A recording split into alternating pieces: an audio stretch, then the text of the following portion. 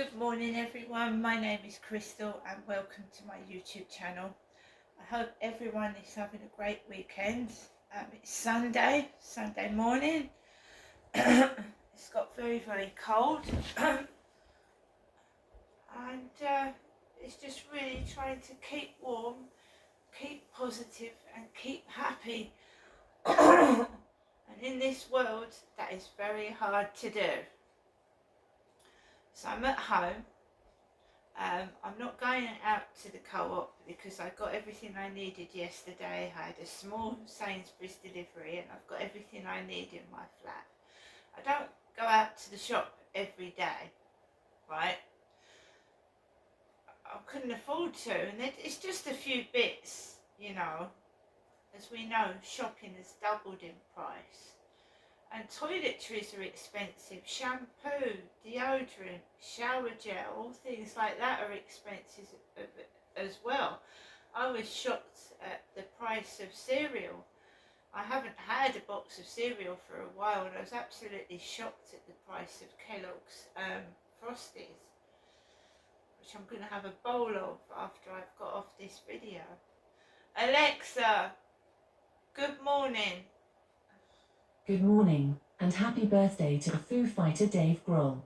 He once broke his leg during a concert.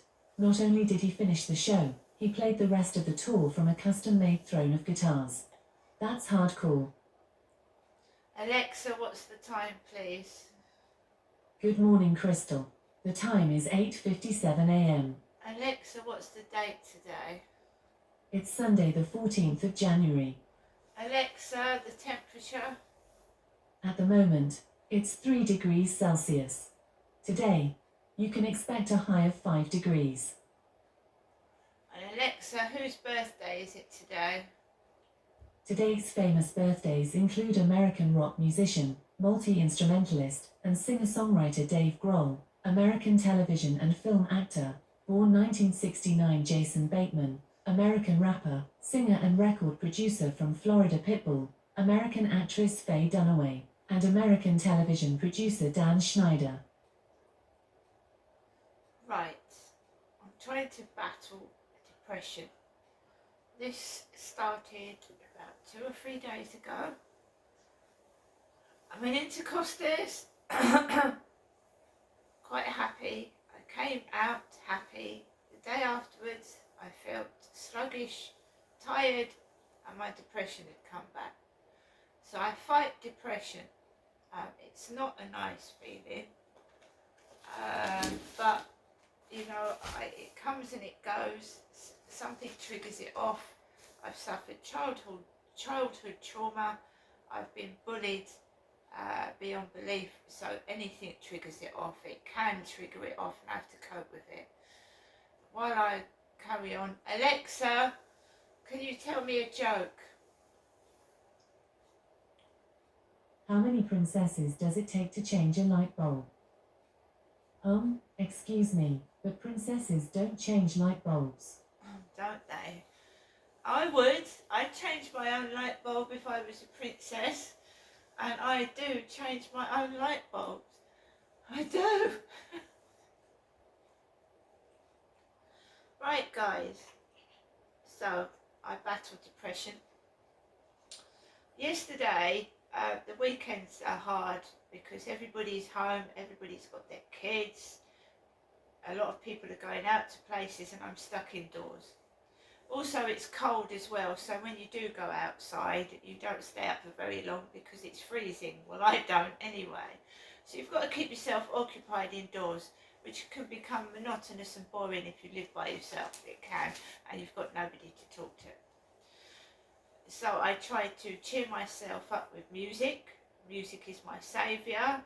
So whenever I feel down and depressed, I'll listen to my music. Maybe I'll write a few verses of my own song or poetry, or I'll do something to try and distract myself from it. But sometimes whatever you do, this depression thing just does not lift. And you're saying to yourself, well, I've done this, I've done that, it's not shifting.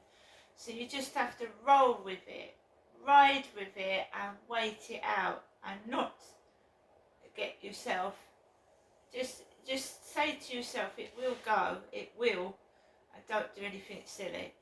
A lot of it for me is brought on by people keep bringing up what you look like, you know, and that is my business, isn't it? That's my business, what I look like. It's nobody else's business but my own. Or trying to, you know, make fun out of you when that's getting monotonous and boring in itself. It doesn't make me cry. You know, a lot of people on TikTok burst into tears because they're being bullied.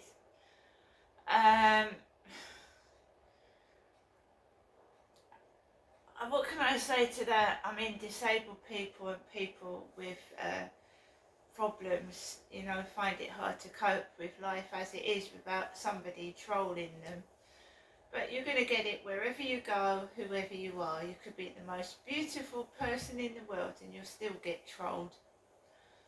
That's the way life is. It's just years ago we didn't have the internet.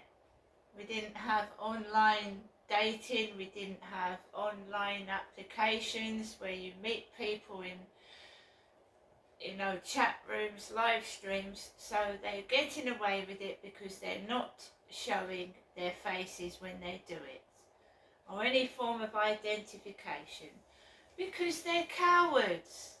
They're probably ugly and hideous themselves, and they don't want people to see who they are. Now, I want to campaign for applications like TikTok, YouTube, Facebook and Instagram to make people show who they really are. So when you sign up for accounts, you have to have a picture. And we all know that some trolls will get by that by putting someone else's picture on there which isn't theirs. But there must be a way that you can force somebody to show their true identity. Even and have an address where they could be traced if they are trolling somebody and making their life a misery. There's got to be a way round this.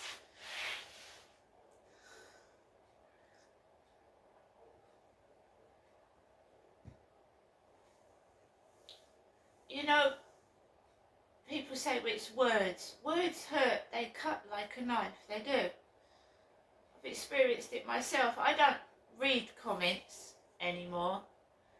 I don't answer messages very infrequently, and it's usually the same old bungle.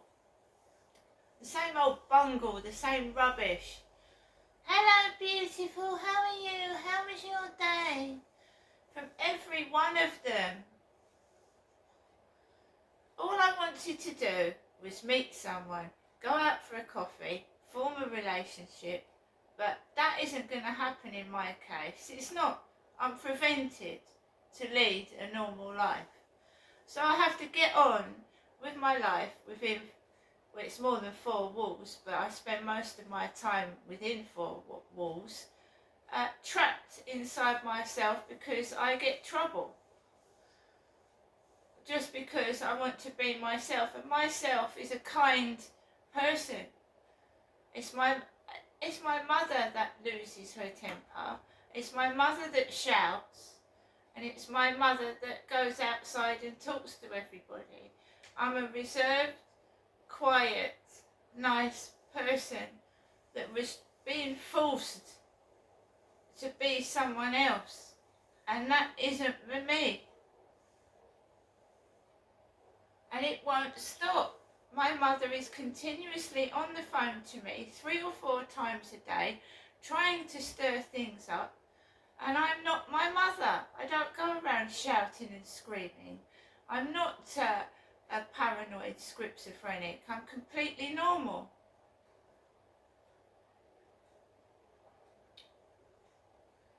While my mother is indoors, not going outside, and I've been going to Chatham, I've been going to Rochester, I've been going to Strood, I feel like people are trying to force me to be someone who I'm not. I'm just completely normal, apart from obviously I have disabilities in the fact that I can't work because I have pain in my face, jaw, and all of my head and everywhere.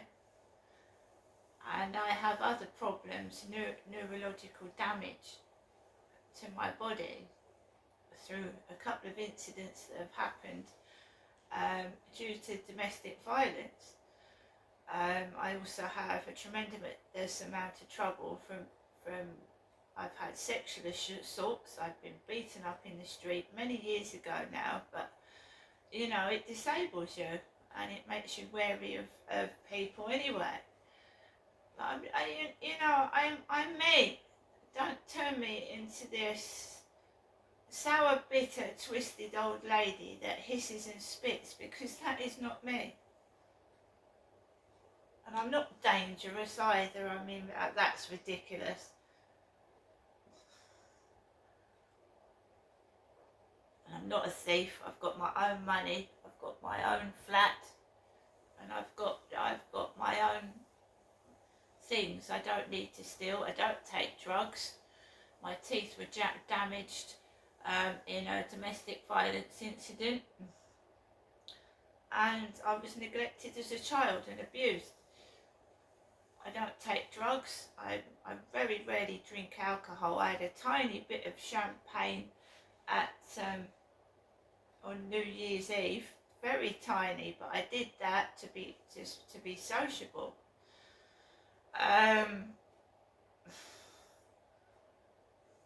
So there you go. There's a piece in this paper yesterday, that the Daily Mail, that touched me, and I can see both sides to the story, but you know, it's about people in prison. You know, people, prisoners committing suicide, and we've got inmates that shouldn't be in there. They've been wrongly accused. We've got inmates in there that are vulnerable, that are being left to hang themselves and commit suicide. Should we be trying to make prisons safe for vulnerable people that are in there for minor crimes or crimes they didn't mean to commit, or whatever? Should we be trying to make the prison system safe for vulnerable prisoners? Bullying in prison, right? It could have happened to myself. Could have quite easily happened to myself, and I tell you why. Right? I got involved with somebody that was nasty, that was giving me domestic violence, that was an abuser, and he tried to blame what he'd done onto me. And I could have gone to prison, right? And I hadn't committed any crime whatsoever, but I could have gone to prison for something that he did. So basically, I'm a shy, quiet, reserved person, and I wouldn't have fitted in prison. I wouldn't have fitted in prison. You see me on YouTube speaking. I'm speaking to a camera. There's no people in this flat. When I get in a crowd or a group of 2 or 3 more people, I'm very quiet. I'm a very kind person. I'd give my last penny away to somebody, my last money, because that's the way I am, and that's the way I always have been. And when you've been sexually abused as a child, you're more vulnerable as an adult as well, because of what you've been through. So I would have been bullied to fuck in prison. I would have been torn to pieces and shredded by women, because I'm a woman, you say. I'm a female. And the offence was a male crime, what I consider a mainly male crime. Trying to get me locked up. Pure cowardice. Coward. So we go to the piece in the paper. Now, I don't know if I would have committed suicide, but I might have, I don't know, been beaten to death in prison. shy, quiet, vulnerable people can get classed as being stuck up, snobbish. I'm not a snob, I'm just shy. There's nothing wrong with that. When I get to know someone on a one-to-one basis, you know, I've had many friends in the past, at school and otherwise, that I've got on with, because I've got to know them on a one-to-one basis. I'm being sexually bullied. Men are trying to force themselves on me or persuade themselves into my flat, and it's not happening. Not anymore, it isn't. Although I'm still quiet, shy, vulnerable, I'm not being pushed around and having men in my flat and being used anymore. Excuse me. I've had an itchy ear. So we're going on to page 36 of yesterday's Daily Mail, well, Mail on Saturday, and it's a piece about Katie Allen.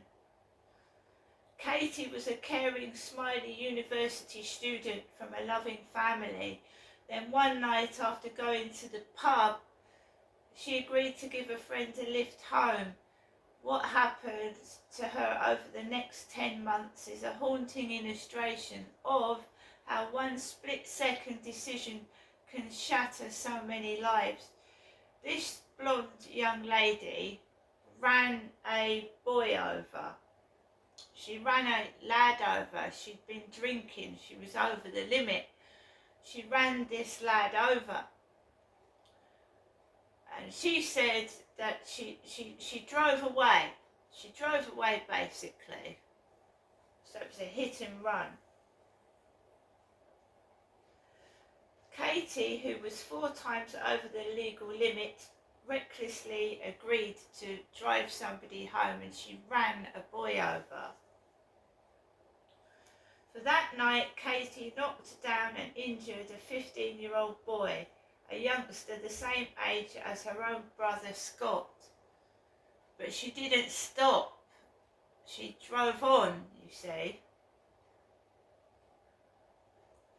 Katie's death and the 3 months she spent behind bars are now the subject of scrutiny at a fatal accident injury at Falkirk Sheriff Court, along with the unrelated death of another inmate, William Brown, 16, also known as William Lindsay, 4 months later. So this prison that she was sent to has had a couple of suicides in it.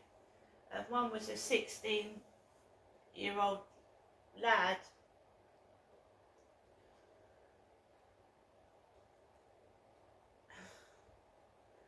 Katie, 21, behind bars, was a fish out of water at Polmont. So she was at Polmont prison.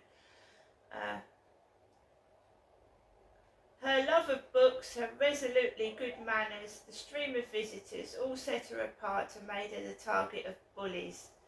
"Go hang yourself, Katie, give us all peace," was one cruel exhortation, which is just what the broken young woman did.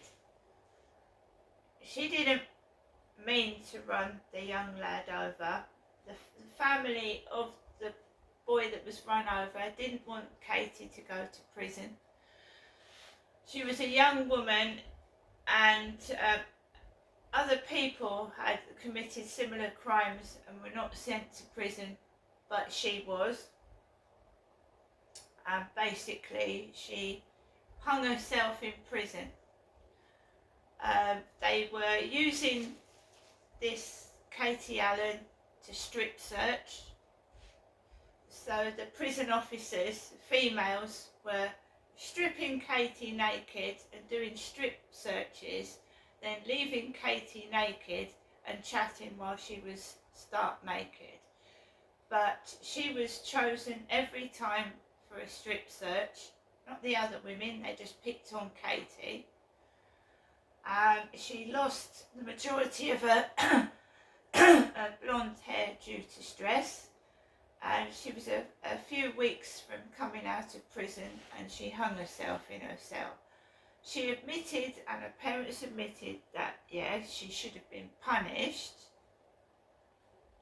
She should have been punished. Remember, this is a young woman in a young offenders prison.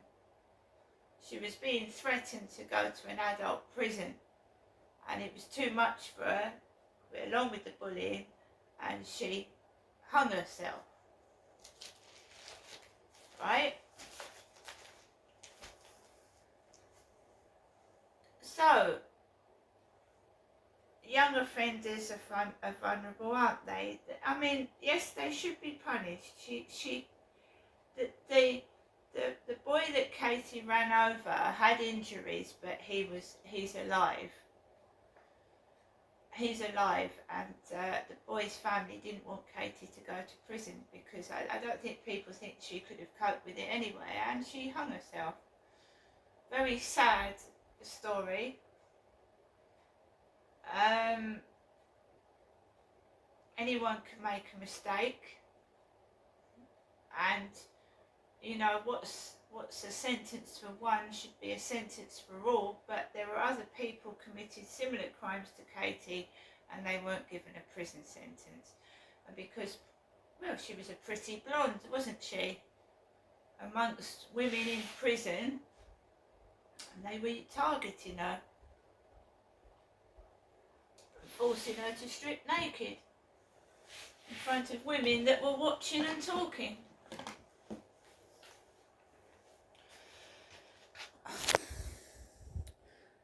And this is my point, guys. It doesn't matter what you look like. It doesn't matter what you look like. You can be really, really pretty. Bullies will target you and find something to bully you with, won't they? And if you're a respectable person and you're quiet and you've got manners, evil bullies don't like that. They don't like it. They want to turn someone good into someone dirty and nasty. And a decent person can't cope with that. That poor lady killed herself. There's many more examples of bullying everywhere. It's not just in prisons. It's not just online. It's everywhere. And it's about time that these bullies became accountable for what they've done to people. And the cause of suicide, someone's suicide. They should be held account for it. And I think the best thing you can do is name them and shame them. Name them and shame them. See you later.